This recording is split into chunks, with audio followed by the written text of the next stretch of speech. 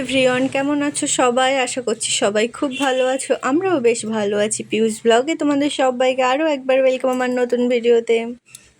আজকে ধৃতাংশুকে স্কুলে পাঠায়নি কারণ ওর শরীরটা খারাপ। তাছাড়া ও স্কুলে গিয়েছিল, গিয়ে দেখি বাড়িতে যখন নিয়ে এসেছি তখন দেখছি ওকে কেউ গালে খামচে নিয়েছে। পুরো চোখের নিচ থেকে গাল পর্যন্ত একেবারে একটা লম্বা দাগ, নখের আঁচড়ের দাগ।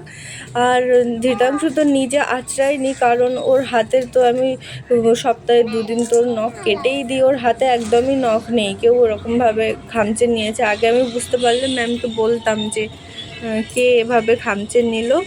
তাছাড়া ওর গায়ে জ্বরও চলে এসেছে, সেই কারণে আর পাঠায়নি। ও ঘরেই আছে, সারাদিন ধরে খুব ঘ্যান ঘ্যান করছে, বিরক্ত করছে।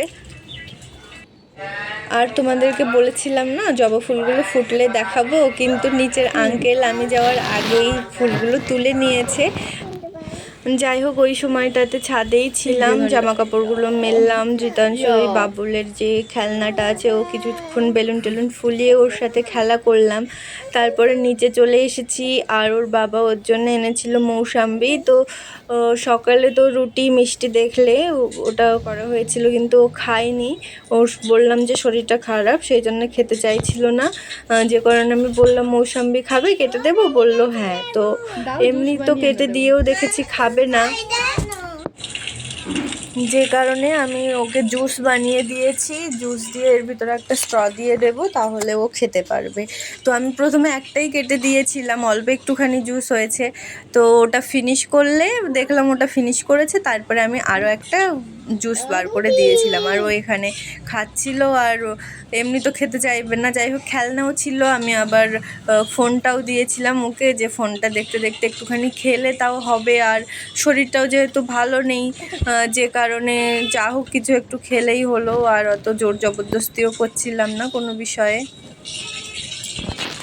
তারপর ঘরের কাজ বা সমস্ত কমপ্লিট হলো, দুপুরে খাবার সময়ও হয়ে গেল। এই যে আজকে রান্না হয়েছিল বেগুন ভাজা আর ডাল, প্লেনই রান্না হয়েছিল। তো এটা দিয়ে আমরা দুপুরের খাবার খেয়ে নিয়েছি। তারপরে ওর পাপাও চলে এসেছিল, চলে আসলে ওর জন্য চিপস এনেছে, কেক এনেছে। সেটাও কাউকে দেবে না বলে দেখো ওই কোণে বসে বসে খাচ্ছে। আর সন্ধ্যের দিকে গিয়েছিলাম একটু বাজারে, তো কিছু ফ্রুটও নেওয়া হয়েছে, সেই সঙ্গে পেয়ারাও নেওয়া হয়েছে। পেয়ারাটাও খেতে ভালো লাগে। তো আমি বাড়িতে এসে ওদেরকে পেয়ারা কেটে দিয়েছিলাম, আর রান্নাটাও ওদিকে বসিয়ে দিয়েছি। আজকে রাতে রান্না হয়েছে এরকম তরি আলুর সবজি আর রুটি করেছি, বাস। তো আজকের ভিডিওটা এটুকুই। কেমন লাগলো জানিও, ভালো থেকো সবাই।